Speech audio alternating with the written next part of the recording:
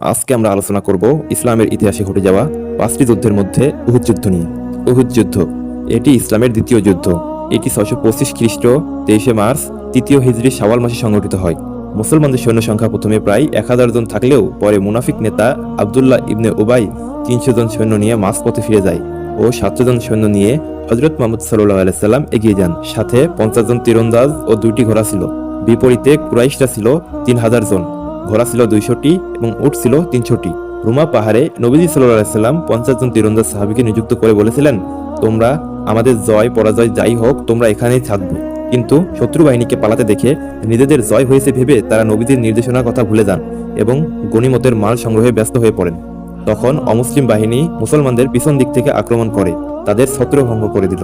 নেতার আদেশ অমান্য করা ও শৃঙ্খলাবদ্ধের অভাবে এই যুদ্ধে মুসলমানদের বিপর্যয় ঘটে। তবে কুরাইশরাও ব্যর্থ হয়। এই যুদ্ধে 70 জন সাহাবী শাহাদাত বরণ করেন।